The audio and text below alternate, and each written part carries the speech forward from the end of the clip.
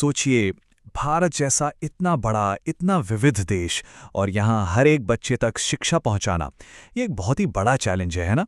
पर उतना ही प्रेरणादायक लक्ष्य भी। तो आज हम इसी सफर को थोड़ा करीब से देखने वाले हैं। तो चलिए सबसे पहले एक बुनियादी सवाल पर सोचते हैं। आखिर किसी बच्चे को काम और स्कूल में से किसी एक को चुनने की नौबत ही क्यों आए? ये सवाल हमें सीधे उन पॉलिसीज की जड़ तक ले जाता है जिनकी बात हम आज करने वाले हैं।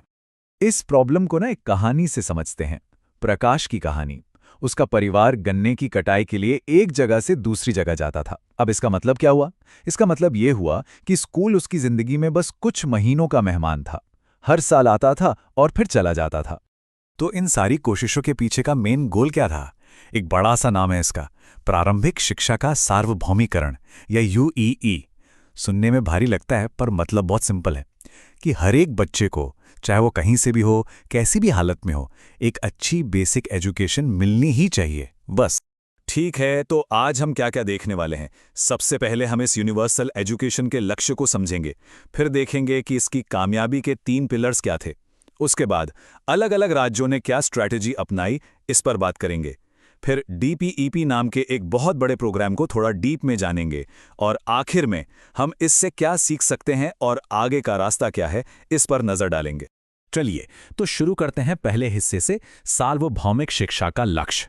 ये जो एक राष्ट्रीय सपना था ना कि हर बच्चे को पढ़ाना है, आखिर ये था क्या और इसके मायने क्या थे? अच्छा, तो लक्ष्य तो बहुत बड़ा था, पर इसे हासिल कैसे किया जाता? इसके लिए एक फ्रेमवर्क बनाया गया जो 3 मजबूत पिलर्स पर खड़ा था। आइए इन्हीं पिलर्स को समझते हैं। देखिए, ये डायग्राम इसे बहुत अच्छे से समझाता है। यूनिवर्सल एजुकेशन के लिए 3 चीजें एक साथ जरूरी हैं: एक्सेस, रिटेंशन और क्वालिटी। यानी स्कूल तक पहुंच, बच्चों का स्कूल में टिके रहना और अच्छी पढ़ाई का मिलना। ये तीनों एक दूसरे से जुड़े हुए हैं। एक भी कमजोर पड़ा तो पूरा ढांचा हिल जाएगा। तो इन 3 पिलर्स का असली मतलब क्या है?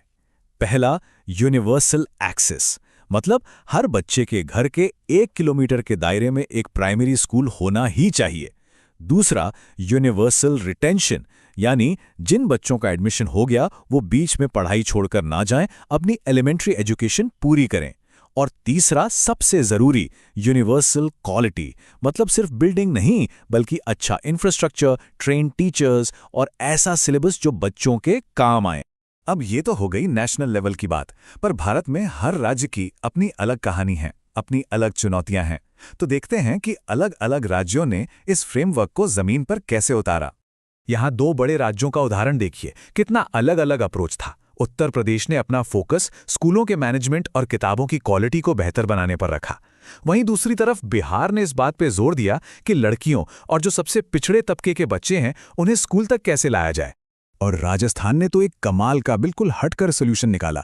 दूर दराज के गांव में अक्सर टीचर नहीं जाते थे, तो वहां शिक्षा कर्मी प्रोजेक्ट शुरू किया गया। इसमें गांव के ही पढ़े लिखे मोटिवेटेड लोगों को ट्रेनिंग देके टीचर बनाया गया। कितना शानदार आइडिया था ये।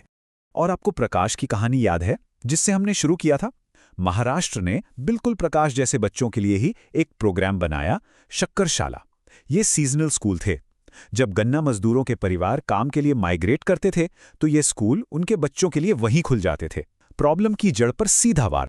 चलिए अब बात करते हैं भारत के इतिहास की शायद सबसे बड़ी और एम्बिशियस एजुकेशन इनिशिएटिव्स में से एक की, डिस्ट्रिक्ट प्राइमरी एजुकेशन प्रोग्राम यानी डीपीईपी।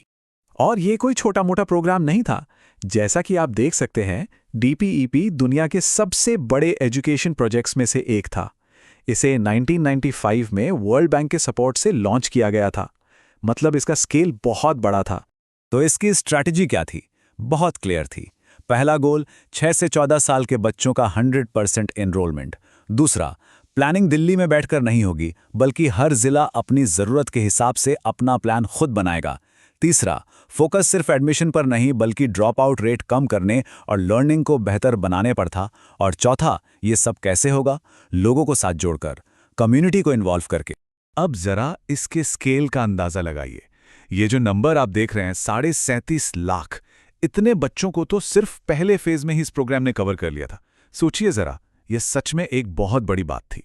तो सवाल यह है कि इन सारी मेहनत, इन बड़े बड़े प्रोग्राम्स का नतीजा क्या निकला और यहां से आगे का रास्ता कैसा दिखता है? ये आंकड़े देखिए, ये खुद ही कहानी बता रहे हैं। इन सारे प्रोग्राम्स का सीधा असर ये हुआ कि देश की लिटरेसी रेट जो 2001 में 65% थी, वो बढ़कर 75% हो गई। ये एक पक्का सबूत है कि इन कोशिशों से जमीन पर वाकई फर्क पड़ा। तो अगर कोई पूछे कि सबसे बड़ी कामयाबी क्या थी, तो वो ये थी, इन प्रोग्राम्स ने लाखों बच्चों को जो स्कूल से बाहर थे उन्हें क्लासरूम के अंदर पहुंचाया, और ख़ासतौर पर उन लड़कियों को, उन समुदायों के बच्चों को जो हमेशा पीछे छूट जाते थे। ये किसी क्रांति से कम नहीं था। तो स्कूल तक पहुंच तो हमने काफी हद तक हासिल कर ली, जो एक बहुत बड़ी जीत है। पर अब एक नया और शायद उससे भी बड़ा सवाल हमारे सामने खड़ा है। वो अगली बड़ी चुनौती क्या है जो ये पक्का करेगी कि हर बच्चे को सिर्फ स्कूल की बिल्डिंग ही नहीं, बल्कि असली अच्छी क्वालिटी एजुकेशन मिले। ये एक ऐसा सवाल है जिस पर हम सबको सोचने की जरूरत है।